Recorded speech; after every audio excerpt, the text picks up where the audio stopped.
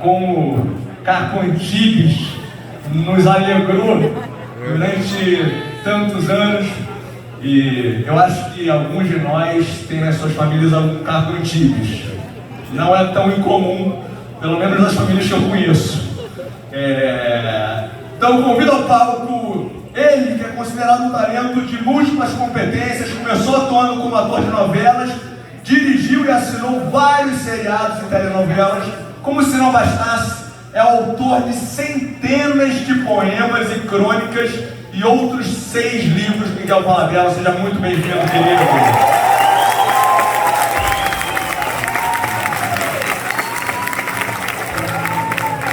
Aqui o microfone do Miguel Falabella. Olá, oi.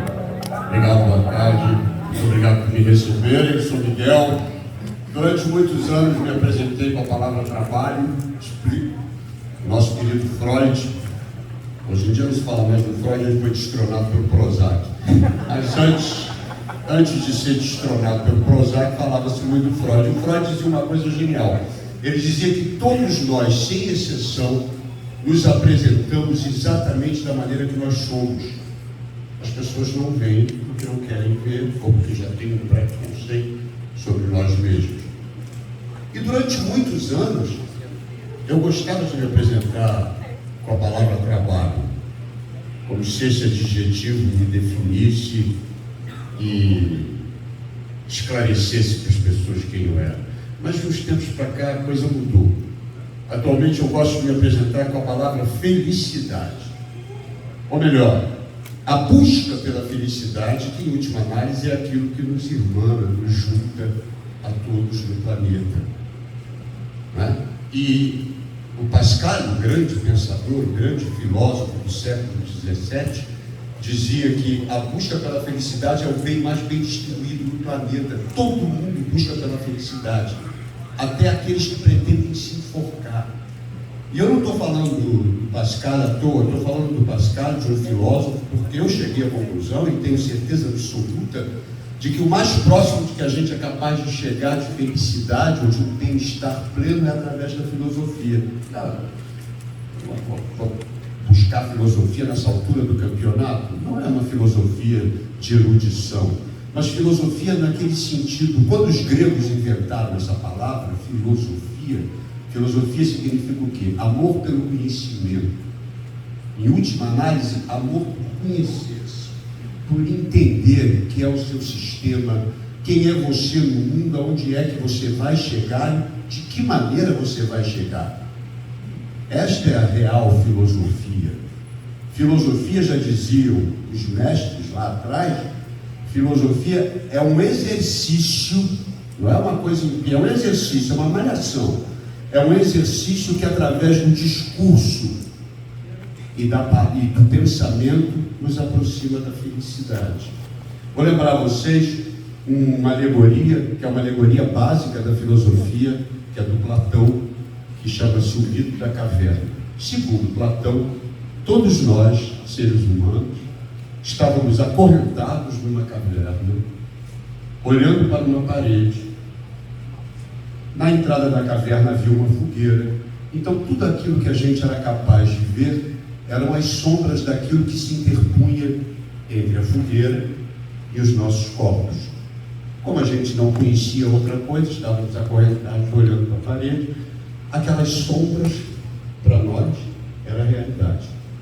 Eventualmente, um desses homens, uma dessas pessoas da caverna, consegue sair da caverna, surpreende-se com um mundo inteligível, um mundo real, demora um longo tempo para aprender e entender o que é aquele mundo, e tem como missão voltar à caverna, libertar seus companheiros e explicar a eles o que é o mundo real. Esse homem é o primeiro filósofo da história. E por ser o primeiro filósofo, por ser um homem que entende o mundo real, ele é aquele que vai criar as leis, que vai cuidar do patrimônio, que vai cuidar da sociedade, que vai fazer com que todos nós vivamos em harmonia. Por isso, todos nós precisamos, de alguma forma, ser filósofos na vida. Nós precisamos ter este exercício diário de filosofia, de nos conhecermos, de nos questionarmos sobre as nossas atitudes. Pensando nisso, e muito inspirado pelo meu avô foi um homem maravilhoso, foi a grande figura da minha vida. Meu avô, o velho Falabella, era italiano, da Basilicata, veio para o Brasil muito novinho, muito moleque. Meu avô nasceu em 1900.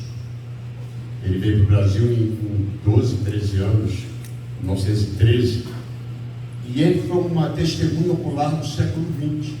Quando meu avô fez 14 anos, já no Brasil, ele viu acontecer a Primeira Guerra Mundial. Quando ele tinha 29 anos, a minha avó estava grávida, minha mãe nasceu em 30, ele foi obrigado a sobreviver à grande recessão econômica causada pelo crash da Bolsa de Nova York. Quando ele tinha 39 anos, eclodiu a Segunda Guerra Mundial e assim por diante. Ele viveu todos os grandes eventos do século XX. Eu me lembro que ele morreu em 1994. Nós estávamos todos os netos reunidos com ele e lembramos desse fato dele ter sido uma testemunha ocular do século XX. Falei, e aí, vô? E ele falou, sabe, o problema da finitude não é falta de futuro, é falta de passado. Eu tive um grande passado. Valeu a pena. Inspirado no meu avô e inspirado em uma pergunta recorrente na minha vida, sempre que as pessoas me encontram por aí, até hoje acontece isso, em aeroporto, em teatro, onde quer que eu vá, as pessoas me fazem sempre a mesma pergunta: como é que você consegue trabalhar tanto, cara? Como é que você consegue fazer tanta coisa, escrever, dirigir, produzir, e quase sempre com um resultado bastante satisfatório? Eu nunca soube muito o que responder para as pessoas, porque a vida vai nos empurrando, vai tocando, e a gente simplesmente vai fazendo as coisas. Mas aconteceu uma coisa muito curiosa no começo de 2000, foi na pandemia, foi em 2019. Eu tinha montado uma peça que era um sucesso e estava começando a fazer uma turnê. Uma turnê pelo Brasil segue uma logística geográfica, porque a gente paga o caminhão tem custo-benefício, então a gente paga a quilometragem, então a gente vai fazendo as capitais no litoral e depois vamos para o meio do país. É sempre um desenho. Estreamos em São Luís, foi maravilhoso, a estreia foi fantástica. E recebo em São Luís um comunicado da Globo. Eu ia fazer 40 anos de emissora e estava querendo criar um programa para comemorar os meus 40 anos na casa. Recebi falou, quinta-feira tem uma reunião online, porque estava começando o Covid. Chegamos de São Luís e recebemos a notícia que havia um lockdown e que a gente não iria continuar com a turnê. O Ceará já tinha cancelado, então foi muito triste, tivemos que demitir toda a equipe, parar, deixar o espetáculo suspenso. Mas eu falei, bom, eu vou fazer esse programa, eu vou aproveitar, eu vou me dedicar ao programa. E fizeram uma reunião online na quinta-feira, e eu falei para uma amiga minha, eu tenho uma reunião online, ela falou, eu estou com uma intuição. Eu falei, qual é a intuição? Ela disse, eu acho que você vai ser diretor-geral de humor. Eu falei, será? Ela falou, estou quase certa que vai ser isso. E a reunião era tipo 1h30 da tarde, eu falei, então vem almoçar comigo, eu vou fazer a reunião, quando acabar a reunião a gente almoça. Ela falou, ok. Sentei, até botei um ring light para ficar bonitinho, falei, me arrumei tudo lá, e fui demitido. Fiquei parado ali, rapaz, tudo bem iluminado.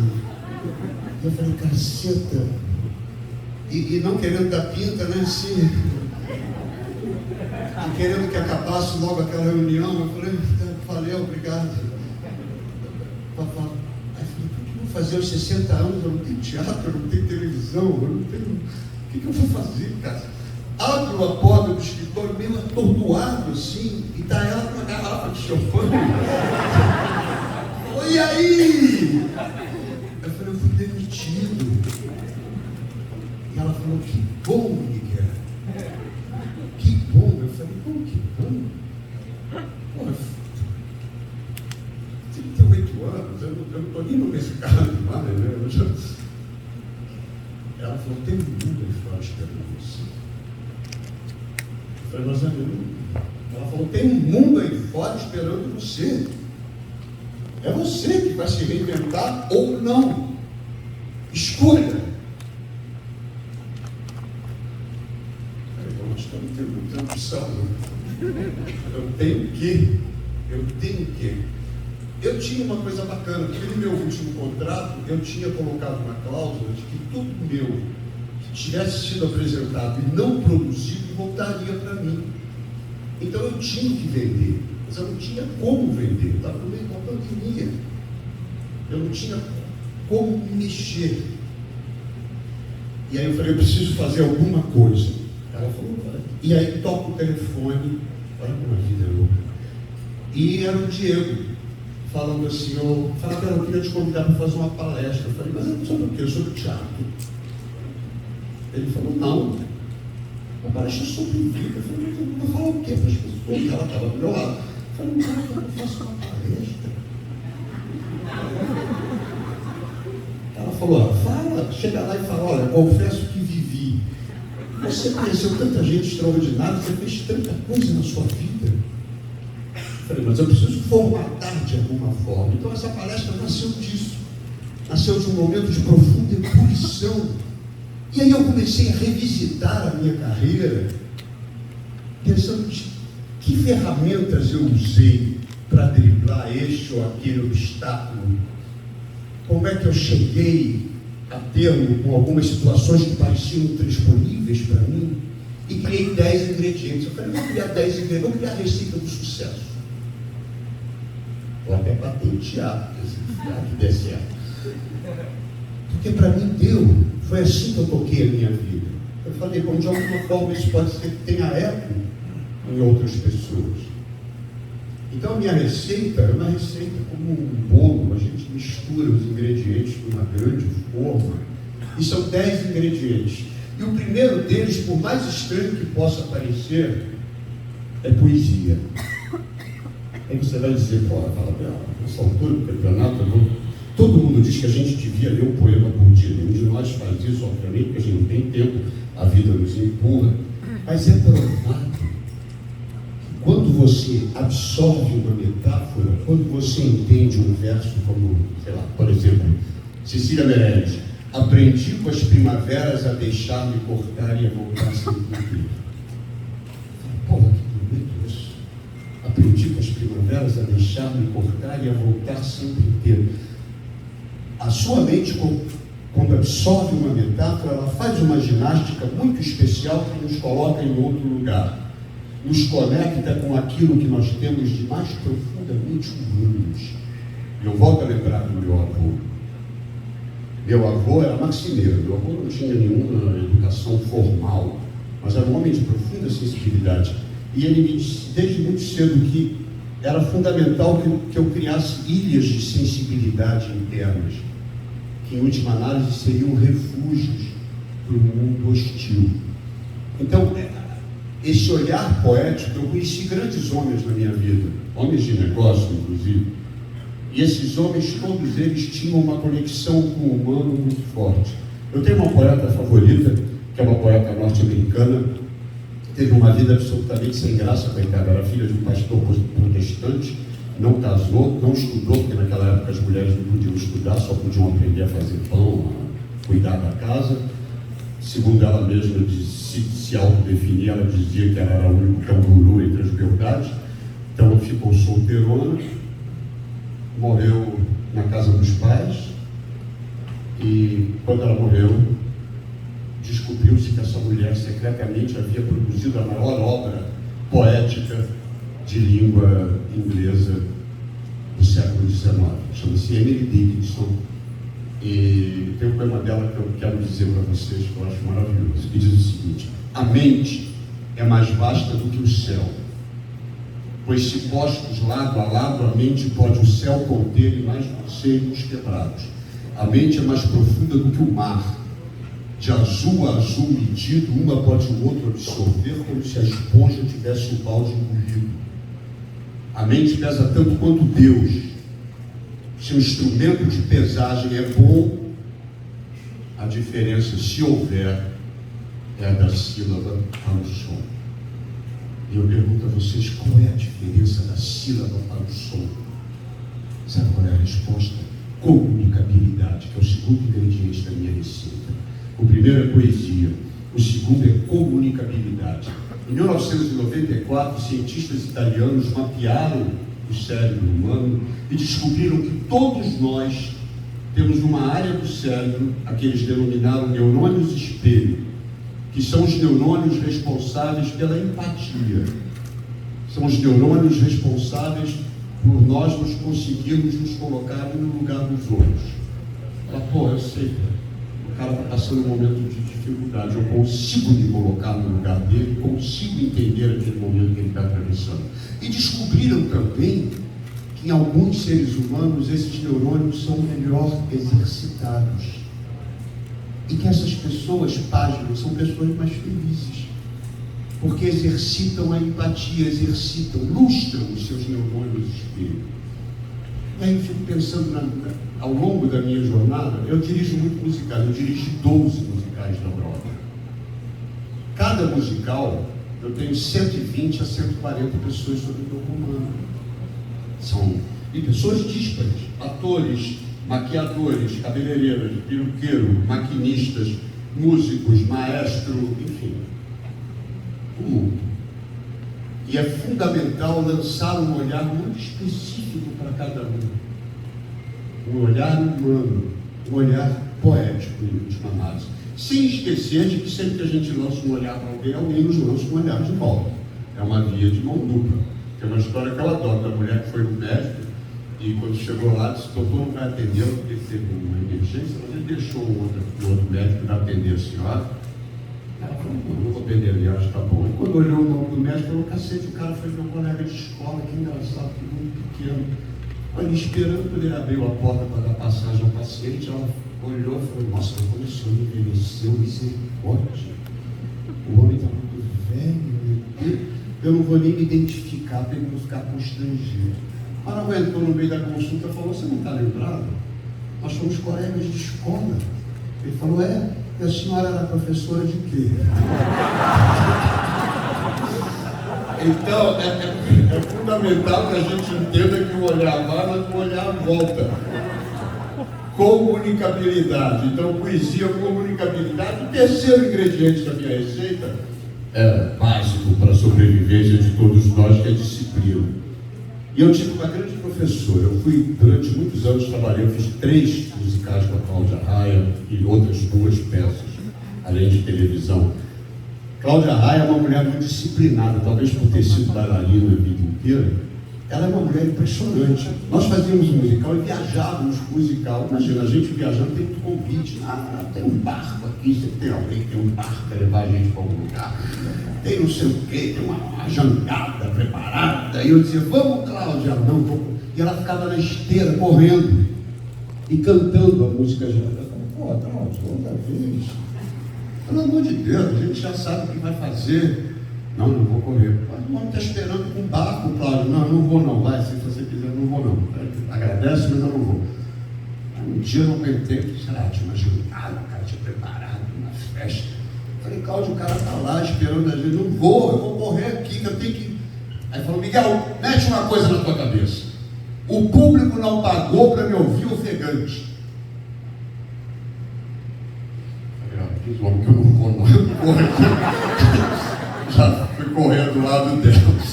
Fiquei sem graça. Mas ela me ensinou uma coisa linda, que eu gostaria que vocês guardassem no coração de vocês. Disciplina é sempre libertária. A disciplina nunca escraviza. A disciplina liberta. Eu não era um sujeito muito disciplinado. Hoje em dia sou.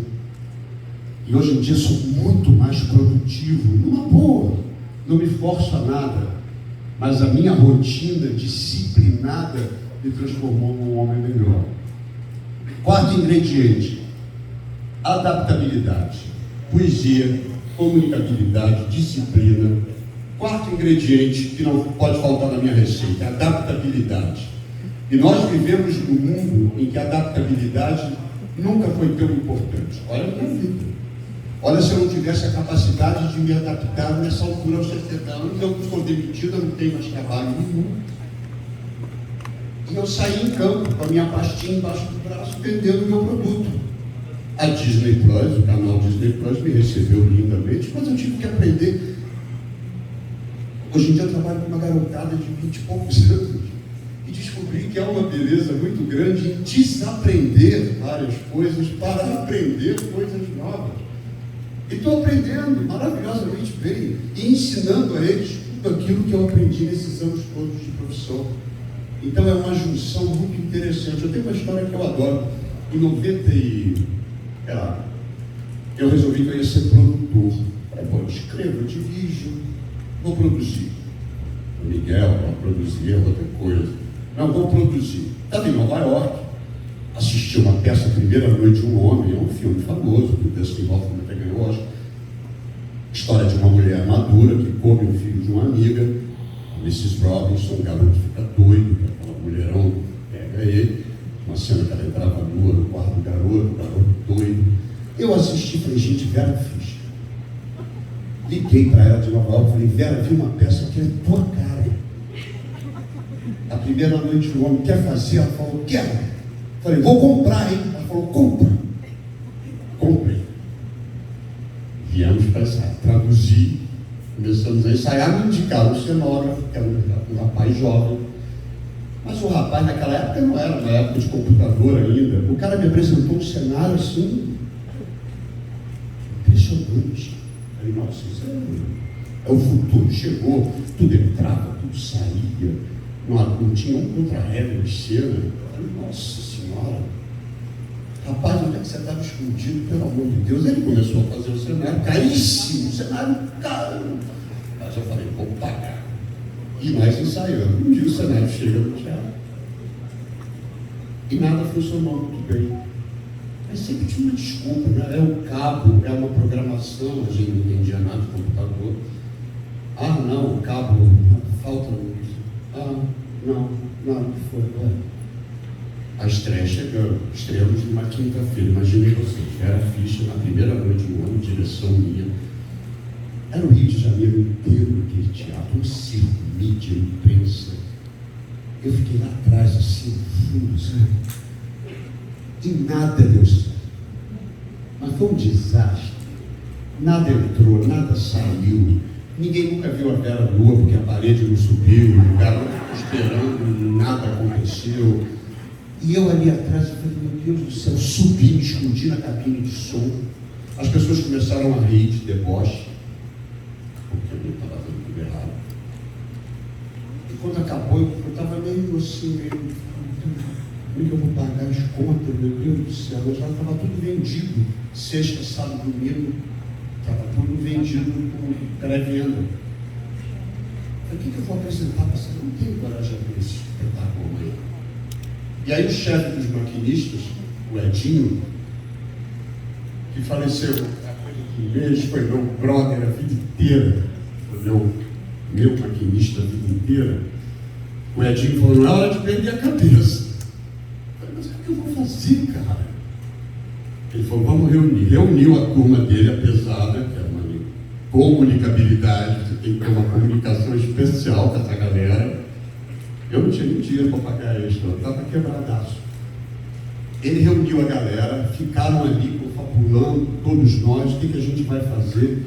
Finalmente resolveram que iam colocar todo o cenário em cima de rodas, essas rodas de mala. Foram para a central de Inhaúma, arrumaram essas malas, passaram a madrugada inteira colocando o cenário em cima dessas rodas. No dia seguinte o elenco chegou às 11 da manhã. Nós reensaiamos o espetáculo empurrando, eles empurravam o cenário, foi até interessante. Eles empurravam o cenário e deslizavam para dentro dos cenas. O próprio elenco manipulava o cenário. Não foi o espetáculo que eu desenhei, mas eu não quebrei. Na sexta-feira o espetáculo foi bem, no sábado melhorou e domingo nós tínhamos um show. Então eu gosto de lembrar dessa história porque foi um momento que tinha tudo para dar muito errado. E com sangue frio, com adaptabilidade, nós sobrevivemos. Então, poesia, comunicabilidade, disciplina, adaptabilidade. Quinto ingrediente da minha receita é praticidade. E cada vez mais nós necessitamos ser práticos. práticos na vida. E sabe como é que a gente é prático? A gente é prático estabelecendo relações francas. Nós temos esse problema aqui no Brasil, principalmente. A gente acha que é feio dizer não. Não. Se o não é justo, não é não. Sim é sim e não é não. Então estabeleça relações francas com as pessoas. Eu tive uma longa convivência com Marília Pêra. Longa, com a grande, a genial Marília Pêra, que por ser gigantesca era difícil. Tinha lá as suas questões. E eu me lembro uma vez a gente estava fazendo pé na cova e ela sempre dizia, está me atrapalhando aqui, está me atrapalhando. Eu disse, tá bom, Marília, eu vou fazer. Quer que eu tire aqui a pausa? Eu tiro a pausa. E aí o Calma me chamou na sala dele e falou, olha, está aqui a abertura do programa, olha que bacana que ficou as caveirinhas dançando, olha que lindo. Eu falei, pô, que lindo, que show. Voltei, gravei uma cena com ela, pegamos o carrinho para ir para o estacionamento do Projac. Ela virou para mim e disse assim, eu ia fazer a grande família. Eu falei, eu não sabia, a Nanine me convidou. Eu falei, você não fez por quê? Porque ele falou que o nome dele vinha na frente do meu. Eu falei, caralho, meu nome veio na frente do dela. E aí eu fiquei ali no carrinho, olhando para a cara dela assim, falei, Marília, meu nome veio na frente do teu. Acabei de ver ali que meu nome veio na frente do teu. Ela falou, é justo. Não sei se ela achava que era justo, não, mas nós tínhamos relações francas. Uma vez eu escrevi uma peça que foi um grande sucesso nos anos 90, A Partilha. Foi um sucesso, vendi 1.200.000 ingressos. E a peça foi para a Argentina, e da Argentina entrou, depois que cai na aba hispânica, vai embora, né? Aí vai para toda a aba hispânica, a peça foi sendo vendida. E aí no Chile, tinham 2 produtores disputando os direitos. Eu não conhecia, naquela época era difícil, não tinha computador, a gente não podia entrar, dar um Google e saber quem era quem. Hoje em dia a gente dá um Google, naquela época não tinha. E aí fiquei lá procrastinei, finalmente o cara me ligou e falou, bom, amanhã tem que assinar o contrato do teatro, qual dos 2 vai fazer a peça? Cada um deles tinha me mandado um elenco, eram 4 atrizes. Aí eu falei, olha, você me dá meia hora, eu falei, não vou saber, eu vou, vai na sorte, né? Aí pensei, liguei para informações de Santiago do Chile. A mulher atendeu, Santiago, Chile, informações, buenas tardes. Eu falei, buenas tardes, senhorita. Conhece uma atriz que se chama Liliana Ross? Ela falou, me encanta Liliana. Eu falei, eu vou lhe dar 2 elencos, qual dos 2 a senhora ia assistir primeiro?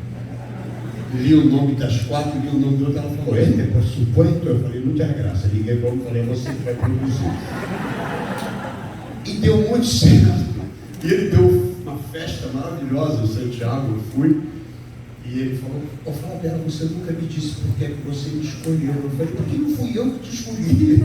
Foi a telefonista das informações de Santiago. Esse não é um bom exemplo, porque eu não fui prático. Deveria ter sido. Então, recapitulando, poesia, comunicabilidade, disciplina, adaptabilidade, praticidade, 6º ingrediente da minha receita, eu chamo de agendamento, que nada mais é, e todos nós fazemos esse tipo de exercício, que é um entendimento de quem nós somos física, espiritual e intelectualmente. Nós precisamos ter esse tipo de entendimento. Saber das minhas ferramentas, saber que hoje eu tinha que estar aqui, se possível, bem disposto, e, enfim, porque eu queria falar bem para vocês, então eu sabia que eu tinha uma... Tudo isso a gente tem que levar em conta. Me lembro que uma vez a Marília Pêra falou assim, vamos assistir a Bibi Ferreira, a grande Bibi Ferreira, a imensa Bibi Ferreira, e ela estava com 93 anos, e nós fomos no Teatro Vila Lobos, onde ela fazia um único show por semana.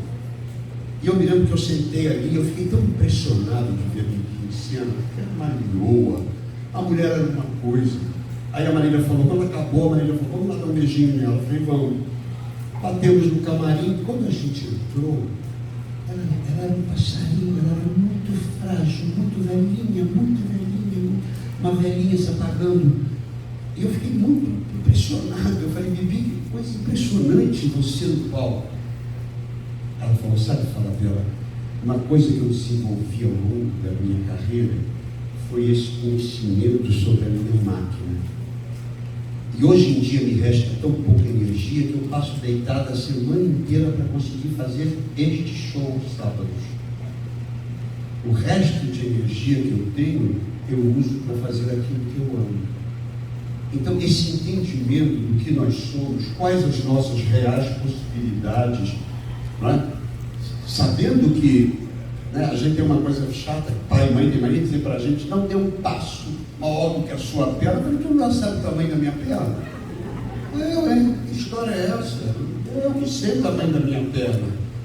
E saiba que a gente é capaz de dar um passo maior se a gente tem este tipo filosófico de entendimento de quem somos e como somos.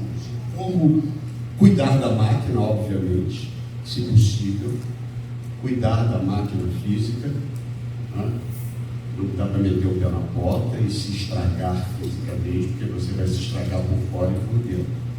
Então, agendamento, agende-se para a vida. A gente não se agenda só para um evento, a gente se agenda para a vida. 7º ingrediente, que talvez seja o mais difícil de se encontrar hoje em dia, que é a originalidade. Hoje em dia, o desespero por ser original é tamanho que as pessoas acabam fazendo tudo igual. É impressionante. E a gente só consegue ser original na medida em que somos humanos, na medida em que efetivamente temos um olhar humano para as pessoas. Eu tenho um exemplo importante e genial na minha carreira. Depois do Sai de Baixo, a Globo falou, escreve um programa humorístico novo. Tá bom, eu tinha muita vontade de trabalhar com a Adriana Esteves. Falei, Adriana, topa fazer um humorístico? Ela falou, topa. Eu falei, vou escrever um casal, vou te escrever um papel para você fazer minha mulher. Ela falou, vou adorar. E escrevi o Tomala, comecei a escrever o Tomala da Cá, que eram 2 casais que trocavam. Os casais trocavam, moravam na frente do outro. Falei, vou criar uma sogra, porque sogra sempre dá comédia. Sogra sempre dá comédia. E criei um personagem que se chamava Dona Getúlia. Era uma sogra dura, chata, penteira. Aí eu chamei a Arlete Salles, falei, Arlete, quer fazer o programa? O programa é uma sogra. Ela falou, Miguel, você já fez isso, né? Araci não era um pouco isso, Sai de Baixo? Você já brincou disso? Eu falei, você tem razão, Arlete. E agora o que eu estou fazendo? Eu não consegui achar um caminho. Fui numa festa na casa de um amigo meu, do André Ramos, festaço. Ele recebe muito bem, a festa maravilhosa, bebida. E tinha uma velha doida na festa, doida, com uma menina de saia. Salto desse tamanho. Eu falei, essa mulher vai morrer, ela vai ter um próximo. E eu confesso a vocês que eu a olhei com preconceito. Como se uma mulher da idade dela não pudesse estar fazendo aquilo que ela estava querendo fazer. Não paga as contas dela, então ela pode fazer o que ela bem entender. Mas eu a olhei com preconceito. E fiquei doido, eu não consegui tirar o olho da mulher, porque a mulher era muito doida. E aí, de noite, na hora que eu me senti, eu falei, André, quem é aquela mulher? Falou, uma amiga da minha mãe, é doida a vida inteira. Foi até mais, agora está mais velha, está menos doida. Fui para casa e tal, deitei. Me pensando na régua. Acordei, fui tomar café, a véia na cabeça. Me apaixonei pela véia. E aí sentei para escrever porque eu estava atrasado. Eu falei, peraí, eu quero mudar umas coisas, porque a Arlete não tinha gostado do papel. Falei, eu quero mudar e eu entreguei o texto do primeiro episódio. Sentei para escrever e no momento que eu sentei para escrever, a mágica aconteceu. Dona Getúlia foi virando aquela mulher. E Dona Getúlia virou Copélia, uma mulher que queria sexo. Queria fazer sexo no mato. E aí eu lembro que eu mandei e a Globo disse assim, mas ela não pode falar isso na frente do neto. Como é que uma avó diz para para o neto que está indo pega o ônibus e diz, mas a senhora pegou o ônibus por quê, vovó? Para pegar no ônibus. Ele falou, o público vai rejeitar. Eu falei, não, acho que não vai, porque é de verdade, essa mulher existe. Eu estive com ela. Tenta, pelo menos, se rejeitar, eu mudo o personagem no segundo episódio, ela fica mais careta. Um personagem com um sucesso estrondoso. As pessoas nunca reclamaram de ser uma avó louca que falava sempre de sexo com o neto. Então, olha que coisa engraçada. Eu venci o preconceito, porque eu confesso a vocês que eu olhei para essa mulher com preconceito. Eu venci o preconceito, e vencendo o preconceito, eu atingi a originalidade. E lembro da minha avó, mulher desse meu avô, de quem eu falei.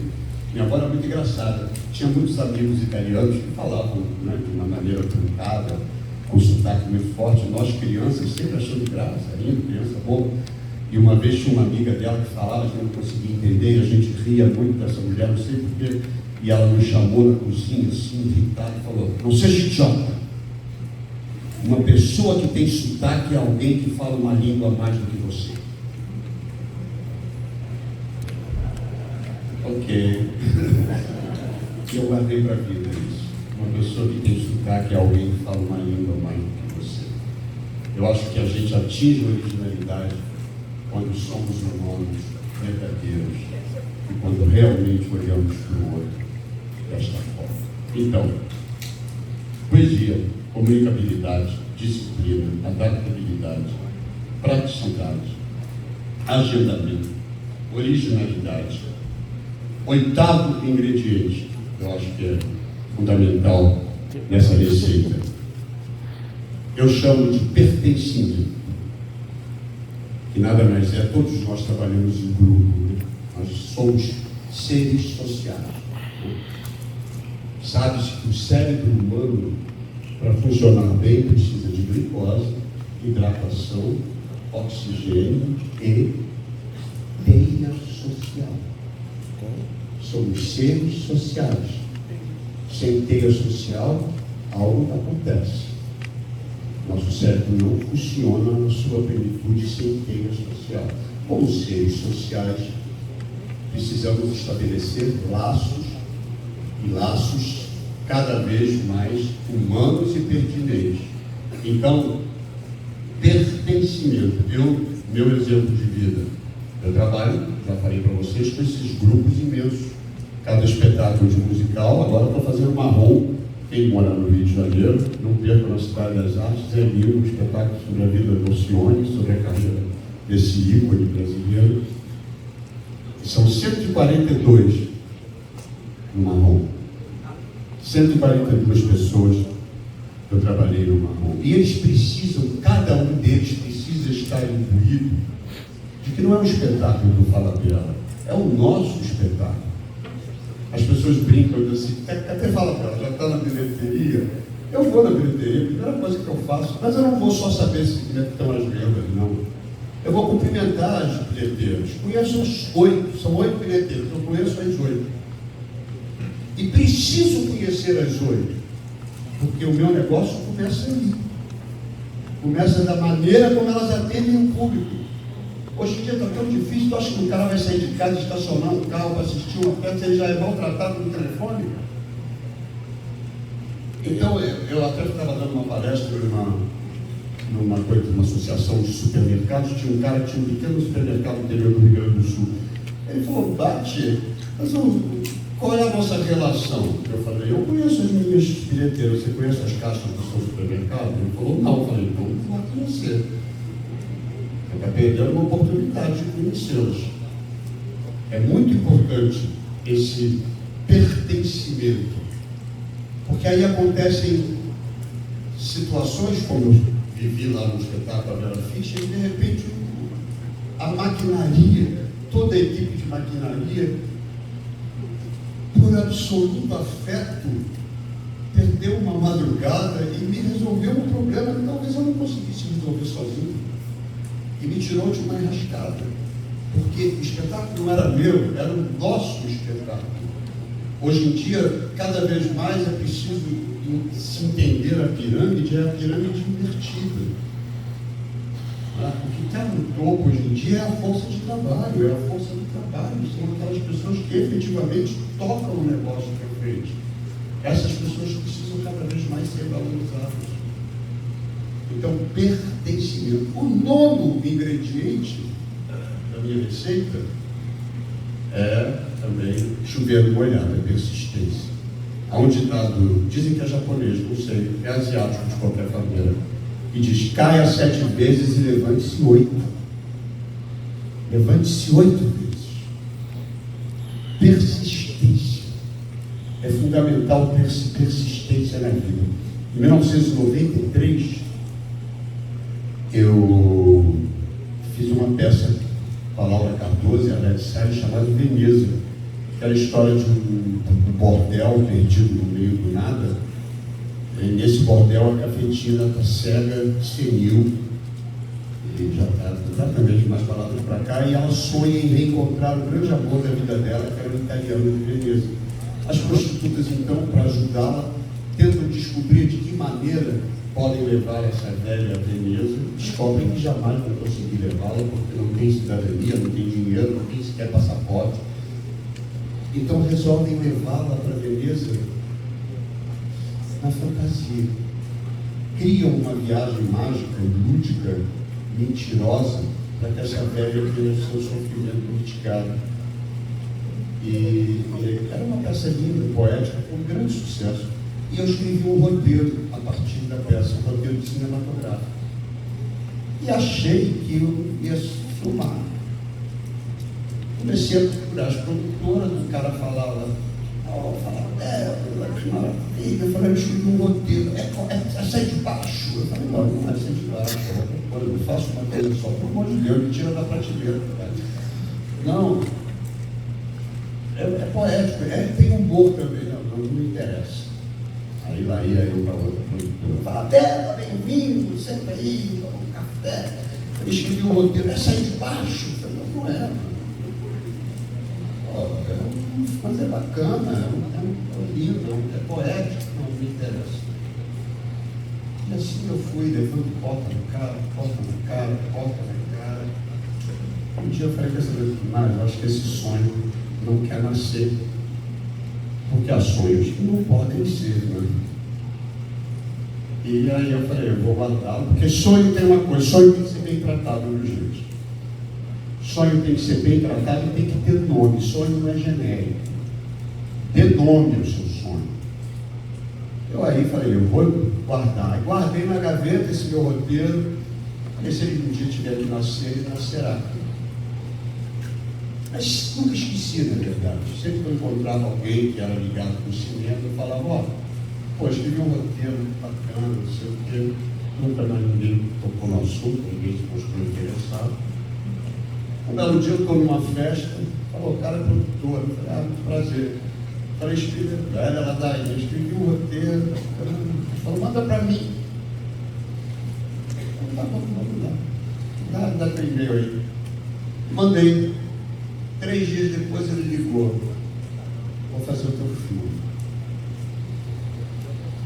Eu falei, vai? Falou, vou. E vamos convidar uma estrela internacional para fazer a cafetina séria. Mas quem que a gente vai convidar? Ele falou, não sei, estou entrando em contato com as pessoas. Não tinha que falar. A Carmen Maura, a estrela dos filmes do Almodóvar, vai ler o seu roteiro. Se ela gostar, vamos ver. Me ligou. Ela gostou. Liga para ela, um pouco nervoso. Falei, mulher, não falo muito bem espanhol, falei, falo um portunhol, né? Vou ligar. Liguei, ela falou, me encantou el guión. Foi a ser a película. Eu falei, cacete. Ok. Começamos a montar o circo, tudo pronto para a gente começar a filmar. Falou, ela não vai mais poder fazer, porque ela está com 73 anos, ela não pode tomar vacina da febre amarela. Ela não pode, o seguro não admite que ela venha para o Brasil. Eu não acredito que agora a vida está me dando essa sacaneada. Tudo pronto para rodar. Eu falei, agora ela vai vir. Ela vai fazer esse filme. Qual é a solução? Não tem solução. Eu falei, vamos para o Uruguai. Vamos para o Uruguai. Fomos para o Uruguai. Literalmente carregamos um filme nas costas. Literalmente. Impressionante. Eu cheguei em Montevidéu, em 2 dias eu tinha todas as locações excluídas. Só que nesse ínter eu fui perdendo os dias. Ela tinha, imagina, ela estrela internacional. Então, eu tinha 38 dias, no final eu tinha 28 dias. Ela chegou em Montevidéu, eu falei, olha, nós só temos 28 dias. Ela falou, vamos fazer. Nós vamos fazer. Eu falei, o quê? Se você diz que nós vamos fazer, então vamos fazer. E fizemos. Fizemos em 28 dias o filme. Todo mundo cooperando, todo mundo literalmente encharcados por esse sentimento de pertencimento. Todo mundo queria realizar o nosso filme. E fizemos. Lancei na pandemia, ninguém viu. Ninguém viu. Agora, finalmente, acho que eu vou conseguir botar no Star Play, talvez alguém assista. Sabe, você está triste? Não. Eu estou triste. 25 anos depois, eu fiz um sonho sair da gaveta e acontecer. Ele está aí. O problema não é falta de cultura, é falta de passado. Um dia as pessoas não diziam, o cara fez, olha lá. Está feito, está realizado. E para ter um final feliz na história, eu ganhei o Festival de Maré. Então, eu não fiquei tão mal assim na história. Mas é persistência.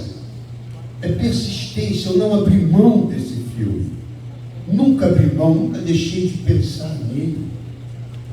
E o último ingrediente é a poesia, comunicabilidade, disciplina, adaptabilidade, praticidade, agendamento, originalidade, pertencimento, persistência. E o 10º e último ingrediente da minha receita é generosidade. E eu tenho um exemplo que não é meu, queria que fosse meu, mas não é. É um exemplo do Kafka, talvez um dos maiores autores da história da civilização, Franz Kafka, que morreu com 40 anos de idade. Com 39 anos de idade, ele tinha ambos os pulmões infiltrados pela tuberculose e ele precisava tomar puro o sol da manhã, então ele lia os jornais no parque em Berlim, ele morava em Berlim, e lia os jornais no parque na frente da casa dele. Essa história foi narrada pela última companheira dele, Dora Brian, e um belo dia no parque, lendo os jornais, ele se depara com uma menina que está chorando muito, desesperada, com uma babá, e ele pergunta o que foi que aconteceu. Ela perdeu a boneca desapareceu, que é o grande amor dela, a grande paixão, a primeira boneca, o primeiro amor da menina, e ele ajuda a procurar, ele não consegue encontrar a boneca, ele vai para casa, comenta com a mulher, enquanto ele está mexido de ver o sofrimento, primeiro contato com a dor daquela criança. E no dia seguinte, esse homem que talvez, que era considerado um dos maiores escritores da história da humanidade, um homem que tinha recebido todas as láureas literárias possíveis, esse homem volta ao parque, encontra a menina e se apresenta como um carteiro de bonecas. E diz a ela que ele trouxe uma carta que a boneca tinha escrito para ela. E nessa carta a boneca pede desculpas por ter se ausentado assim, sem aviso prévio, mas ela já tinha marcado uma viagem pelo mundo com outras bonecas, um grupo de bonecas que viajavam pelo mundo. E ao longo das semanas, Franz Kafka se dedicou a escrever cartas para essa menina desconhecida no parque, narrando as aventuras da boneca pelo mundo. A boneca vai à França, a boneca vai à Espanha, a boneca vai à África, a boneca vai à Ásia. E no final ele já não sabia mais o que escrever. E ele então compra outra boneca. Traz a boneca e a menina obviamente diz, não, essa não é a minha boneca. Ele diz, mas ela te mandou uma última carta. E nessa última carta, a boneca diz a ela, eu conheci tantos lugares extraordinários, eu viajei por tantos lugares maravilhosos, eu conheci tanta gente ímpar e única, que eu me transformei numa outra boneca. E termina dizendo uma coisa linda nessa carta. Ele diz: tudo aquilo que você ama, forçosamente você perderá. Mas tudo aquilo vai voltar em forma de amor. Eu acho esse exemplo do Kafka uma coisa muito impressionante, porque era um homem absolutamente distante do universo daquela criança, e ele, para acalmar o coração sofredor de uma menina desconhecida, se dá o trabalho de escrever essas páginas tão bonitas. Enfim, poesia, comunicabilidade, disciplina, adaptabilidade, praticidade, agendamento, originalidade, pertencimento, persistência, generosidade. Eu, durante meus longos anos no video show, eu tenho uma história engraçada no video show. O Boni era um homem que gostava de poesia, tinha um olhar poético. Não é à toa que ele foi, e é o grande homem que é até hoje. O Boni um dia falou assim: eu quero que todo o elenco da casa contratado faça um teste, porque eu quero um âncora do video show. O video show não tinha uma cara, não tinha ninguém que apresentasse o programa. Ele falou: eu quero um âncora. Ele falou: tem que ir lá. Eu falei: não, tem que ir lá fazer o teste, todo mundo tem que fazer o teste. Eu não vou fazer teste inteiro, só apresentador, pô. Vai lá, vai, não saco, vai. Fui lá, não vou fazer nada. Eu sentei lá, tinha um teleprompter, eu li. Uma semana ele me ligou: Valera, Boni, é você que vai apresentar o video show. Eu falei: eu? Mas eu não fiz nada. Ele falou: exatamente por isso. Quero alguém que esteja falando com outras pessoas como se estivesse sentado no sofá. E eu, ao longo do programa, fui trazendo coisas que eu achava importante que as pessoas ouvissem. Queria dividir pensamentos, poemas, coisas que eu gostava e que eu achava que era bacana trazer para as pessoas. Aí falei: eu quero trazer uma coisa para vocês, eu queria terminar com um pensamento bacana. E aí lembrei de uma coisa linda da Marguerite Yourcenar, que diz o seguinte: a luz se foi, e agora nada mais resta não ser esperar por um novo sol, um novo dia, nascido do mistério do tempo e do amor do homem pela luz. E somos nós, acreditem, somos nós os únicos capazes de criar esse novo tempo. Para que um dia, Deus quiser, todos nós possamos dizer, como meu avô disse: valeu a pena. Muito obrigado.